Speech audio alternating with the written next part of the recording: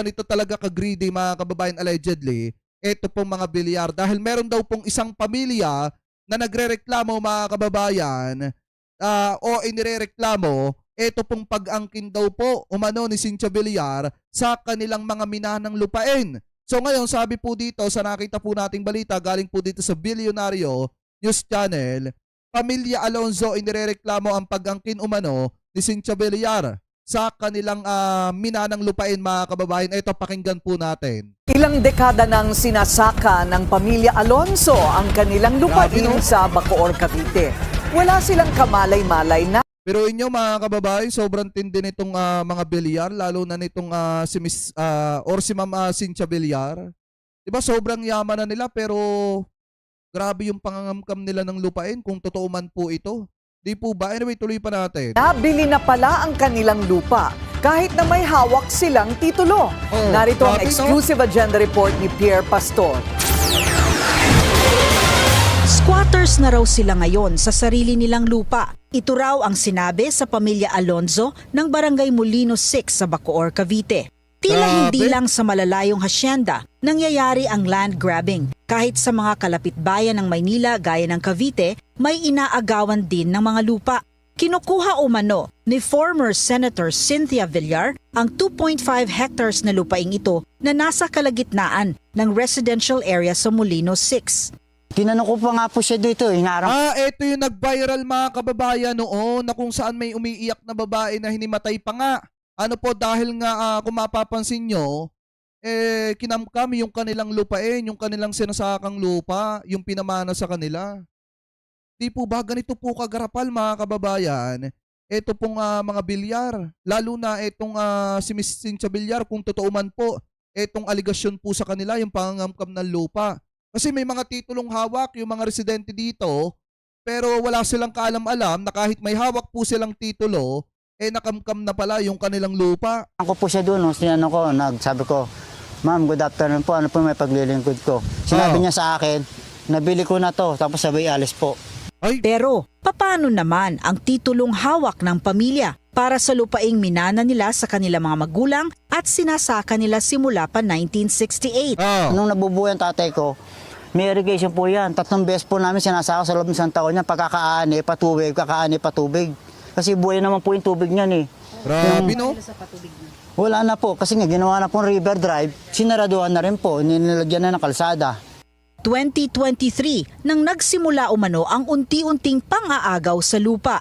Una, gumawa ng river drive sa tabi ng Ilog Molino na katabi din ng lupain ng mga Alonzo. Sumunod dito ay sinisira na ang kanilang bakod. Walang pasintabi, basta nalang pumasok sa kanilang property. Mga gwardya ang gumawa nito na umano'y mga nakabonet at may mga baril. Walang dalang papeles at ni ayaw sumagot ng maayos kapag tinatanong. Kung habang ginagawa nila po yung river drive, unti-unti na po nila pinapasok yung mga heavy. Dapat maimbestigahan din ito ng ating gobyerno kasi kawawa naman yung mga kababayang Pilipino po natin dito. Di po ba biruin nyo, yung lupa nila may hawak na silang titulo pero kinakamkam pa rin. Dapat ang hinahabol dito ni Cynthia Villar, yung pinagbilhan niya ng lupa. Kasi mga kababayan, ang nakakapagtaka dito, kung ikaw yung may-ari niyan at hawak mo na yung titulo, paano na ibenta pa sa iba yung lupa mo?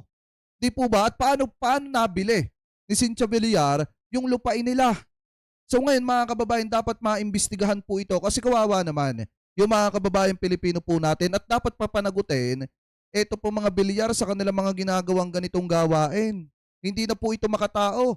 Kasi alam naman po natin, napakarami na pong issue ng mga Villar na kung saan nasasangkot po sila sa pangangamkam ng lupa. Equipment nila, pinapatag na po yung lupa. Pinasok din po ng surveyor to ang pinalabas para daw makuha yung easement ng river drive.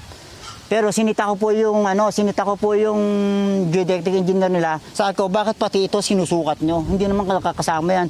Sa video na ito makikitang naiyak ang isa sa mga kapatid ni Jay dahil sinisira ang kanyang gulayan na pinagkakakitaan para pampaaral ng kanyang mga anak. Ayon sa pamilya, kahit pa sila ay alukin na bayaran ng lupa ay hindi nila ito ibibigay. Helpless ang pakiramdam ng pamilya Alonso dahil dumulog na sila sa maraming tanggapan para sa kanilang problema sa kanilang lupain. Pero walang gustong tumulong. Mahirap daw talagang kalaban ang mga mayayaman. Nako. Lumapit na kasi ang pamilya sa barangay, sa munisipyo, maging sa DAR at sa Action Center ng Malacanang. Maging sa Action Center daw po ng Malacanang. Sana ma-actionan ito ng ating pamahalaan. Kung nakikinig man, kung nanonood man, ito pong si Secretary Conrad, dapat ma-review po ninyo ito, ma-actionan po ito kasi kawawa naman yung mga kababayang Pilipino po natin. Biruin nyo, wala nang gustong tumulong kasi mahirap daw kalaban ang mga bilyara. Mahirap daw po banggain itong mga bilyar. Ibig sabihin, natatakot pala mga kababayan yung mga nasa ahensya ng ating gobyerno kasi mahirap daw banggain itong mga bilyar. Di po ba? Anyway, tuloy pa natin. Pero pinagpapasapasahan at pinababalik-balik lang daw sila. Nangangamba ngayon ng pamilya na baka isang araw ay bigla na lamang i-demolish ang kanilang mga bahay na nasa paligid ng lupain. Hinihintay ng Billionaire News Channel ang tugon ng kampo ni Villar hinggil sa issue na ito. Para sa agenda, Pierre Pastor, Billionaire News Channel. Diba mga kababayan, ganun po kagarapal ang ginagawa sa mga kababayang Pilipino po natin. Sana makarating ito kay Presidente.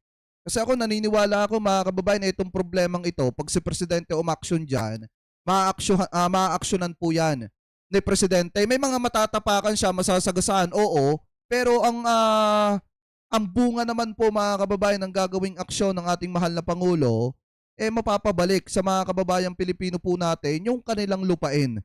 Ano po, biruin nyo ang ating pamahalaan na namimigay pa ng lupain sa mga kababayan po nating magsasaka. Pero dito mga kababayan, kinakamkam yung lupain po nila. Di po ba? Kaya dapat talaga mga kababayan, sa totoo lang, makita po ito ng ating pamahalaan at maaksyonan kasi sobrang pagiging garapal na po itong gawaing ito. Ano po, sobrang manggarapal ng mga kababayan Pilipino po natin. So anyway, mga kababayan, speaking of panggagarapal sa taong bayan, ito pa yung isa. Dahil kung makikita po ninyo, ayon po sa AMLAC, ito daw pong MBB Global Properties na anak ni dating DPWH Secretary Bunoan, posibleng ginamit daw po sa mga kickbacks mga kababayan. So ito, pakinggan po natin. Nagsilbi umanong daluyan ng flood control kickbacks ang kumpanya ng anak ni former DPWH Secretary Manuel Bunoan. Grabe. Ito ang lumalabas sa investigasyon ng Anti-Money Laundering Council. Ang detalye Isa ako sa naghihintay mga kababayan kung makukulong ba itong sina Bunoan at yung iba pa mga kababayan na sangkot sa mga maanumalyang flood control kasi medyo matagal na rin po. Di po ba? Kasi biruin nyo mga kababayan, di ba expected ng taong bayan na itong sina Joel Villanueva, Jinggoy Estrada, mapapapanagot na po. Pero hanggang ngayon, wala pa rin. Itong sinasabi ko, galing po ito sa mga kababayang Pilipino po natin na halos araw-araw nagme-message at nagtatanong sa atin kung ano na nga ba ang update dyan sa pagpapanagot sa mga yan. Ano po, anyway, tuloy pa natin. sa exclusive agenda report ni Hannah T. Posibleng daanan ng bilyong pisong pondong naiuugnay sa flood control projects ang kumpanyang kinabibilangan ng anak ni dating DPWH Secretary Manuel Bunoan. Yan ang MBB Global Properties ayon sa Anti-Money Laundering Council. Sa resolution ng Court of Appeals na nag-aproba ng freeze order ng ilang mga kumpanya at individual, lumitaw ang umano'y pattern ng inflows at outflows ng nasabing kumpanya. Tila hindi raw ganap na nag-operate ang MBB Global ayon sa layunin nito. At kung may mga transaction man, halos lahat ay nakaugnay lang sa isa ring kumpanya, ang Global Crate Builders, na iniuugnay din. Pero nyo, 2 billion, ayan o, nakalagay dito mga kababayan, funds for the payment received by Global Crate from over 2 billion worth of flood control project awarded to them from 2023 to 2024. Sa MBB. Ang MBB ay dinerive umano sa mga apelidong Maglangke, Bernardo at Bunoan, ayon sa paunang paglalantad na rin ni Senate President Pro Tempore Ping Lacson. Maglangke, Bernardo, Bunoan, MBB, Mr. President. Kayo na po mag-connect ng dots.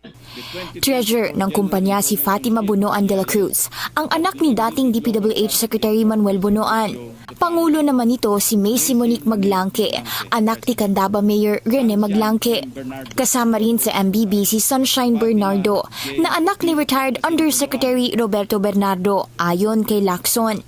Lumabas sa records ng AMLAC na sa umaabot na 364.7 million na pumasok na pera sa MBB Global, mahigit kalahati nito o 209.3 million ay direktang galing sa Global Crete Builders. Ang Global Crete Builders ay naiuugnay sa mahigit Yan ang isa sa pinakanakinabang sa mga proyekto ng ating pamahalaan. Gawa nga mga kababayan na noong mga panahon na yan, ang sekretary ng DPWH ay walang iba kung hindi etong si Manuel Bunoan. At yung undersecretary si Roberto Bernardo. Kaya hindi na rin nakakapagtaka mga kababayan kung bakit ganun kalalaki yung pumapasok na pera. Ano po at mga proyekto dito po sa Global Crete Builders Inc. na ito na pagmamay-ari ni Manuel Bunoan at saka po nitong former Yusek Roberto Bernardo. Ano po, anyway, tuloy pa natin. 2 billion pesos na halaga ng flood control projects mula 2023 hanggang 2024. Developer naman ang MBB ng 1 billion peso Wyndham Garden Hotel sa Clark. Sabi ng AMLAC, posibleng ginamit ang MBB bilang conduit ng mga pondong natanggap ng Global Crete pagdating sa flood control projects. Inaprobahan ng CA ang petisyong i-freeze ang assets ng Global Crete Builders at MBB. Nasa 9 bank accounts ng Global Crete Builders, habang isa naman sa MBB. 5 vehicles din ng Global Crete ang frozen, kasama rito ang isang limousine. Una na rin ibinalita ng BNC na frozen na ang ilang assets ng mag-amang Bunoan matapos matuklasan ang paglilipat ng pondo sa kanilang accounts. Isa riyan ay ang naitala ng AMLAC na transfer ni Bunoan sa kanyang anak na si Fatima noong November 11, 2025. Ang parehong araw na lumipad si Bunoan pa US para umano sa medical procedure ng kanyang asawa ayon sa mga report. Bumitiw sa pwesto si Bunoan sa gitna ng flood control scandal pero nagbalik Pilipinas din nitong Enero at lumitaw sa flood control scandal investigation. Sa ngayon, wala pang reaksyon ang Bunoan camp sa freeze order. Una nang sinabi ng umano'y bata niyang si Bernardo na maski mismo si Bunoan ay may share sa kickback ng mga proyekto. Para sa agenda, Hannah Tia, Billionaire News Channel. Alam niyo mga kababayan, tama lang talaga na singilin ang mga ito, i-freeze ang mga account para hindi magamit. Kasi unang-una, talagang grabe yung ginawa po nila sa pera ng mga kababayang Pilipino po natin na nakalaan dapat dun sa mga proyekto ng ating pamahalaan. Dapat nga sa totoo lang mga kababayan, bilisan na ang investigasyon dito kina Manuel Bunoan at dun sa iba pang mga sangkot sa maanumalyang flood control at papanagutin na yang mga yan para makita naman ng taong bayan kung paano makulong ito pong mga ito. Ano po, kasi yung pag-freeze ng asset mga kababayan, hindi pa po sapat yun. Ang gustong makita ng mga kababayan Pilipino po natin, managot, makulong at magdusat magbayad, ito pong mga ito, ibalik ang mga ninakaw na pera sa ating pamahalaan. Ano po, so kayo, mga kababayan, kung kayo po ang tatanungin, ano po masasabi ninyo hinggil po sa mga issue na ito na ating tinalakay mga kababayan, kabilang dyan yung pangangamkam ng lupain, nito pong si Cynthia Villar, mga kababayan, allegedly, at nito pong pag-frozen ng account nito pong si Manuel Bunoan at ng kanyang anak. So comment below na lamang po kung ano pong masasabi nyo hinggil po dyan.